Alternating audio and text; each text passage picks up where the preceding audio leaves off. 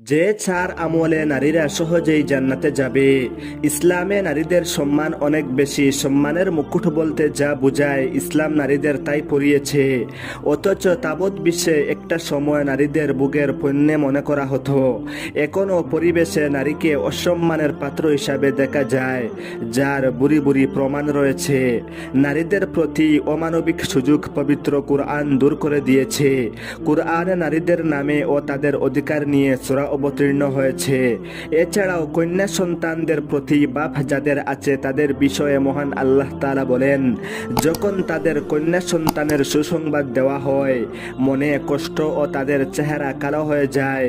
তাদের যে সুসংবাদ দেওয়া হয়েছে তার কারণে তারা নিজ সম্প্রদায়ের লোক থেকে মুখ লুকিয়ে রাখে। তারা ভাবে এই সন্তান রাখবে নাকি মাটিতে ফুতে ফেলবে। সাবধান, তাদের সিদ্ধান্ত কতই না নিকৃষ্ট। ইসলাম নারীর জন্য আমল ও ইবাদত বন্দেগী অনেক সহজ করেছে। ফলে নারীরা আল্লাহর হুকুম মান্য করা ও রাসূল সাল্লাল্লাহু আলাইহি ওয়াসাল্লামের সুন্নতের অনুসরণ করা খুবই সহজ। এখানে কয়েকটি আমলের কথা উল্লেখ করা হয়েছে, যেগুলোর মাধ্যমে যে কোনো মুসলিম নারী সহজেই জান্নাত লাভ করতে পারে। নারীরা যে চার কাজে জান্নাত লাভ করবে। ইসলাম নারীদের জন্য জান্নাত লাভের পথ একদম সহজ করে দিয়েছে।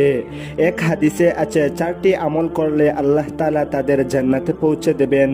যে কোনো দরজা দিয়ে তারা জান্নাতে যেতে পারবে। হাদিসে এসেছে, 1 নম্বর 5 ওয়াক্ত সালাত আদায় করা, 2 নম্বর রমজানের সিয়াম পালন করা, 3 নম্বর লজ্জাস্থানের হেফাজত করা এবং 4 নম্বর স্বামীর অনুগত্য করা। এই চারটি আমলের বিনিময়ে জান্নাতের যে কোনো দরজা দিয়ে প্রবেশ করতে পারবেন। স্বামীকে ভালোবাসা ও মান্য করা। যেসব নারী স্বামীকে ভালোবাসে না ও স্বামীর প্রতি কৃতজ্ঞ নয়, আল্লাহ তাআলা ওইসব নারীদের প্রতি রহমতের দৃষ্টি দেন না।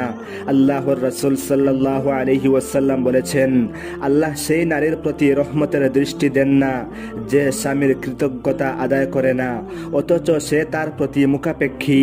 আবু হুরায়রা রাদিয়াল্লাহু তাআলা আনহু থেকে বর্ণিত এক হাদিসে তিনি বলেন, একবার রাসূল সাল্লাল্লাহু আলাইহি ওয়াসাল্লামকে প্রশ্ন করা হলো, কোন নারী উত্তম? তিনি বললেন, যার প্রতি দৃষ্টিপাত করলে সে স্বামীকে সন্তুষ্ট করে, স্বামী আদেশ করলে তার অনুগত্য করে এবং স্ত্রী নিজের ব্যাপারে ও তার ধন সম্পদের ব্যাপারে যা স্বামী অপছন্দ করে এমন কাজের মাধ্যমে স্বামীর বিরোধিতা না করে। তাকওয়া অর্জন করা।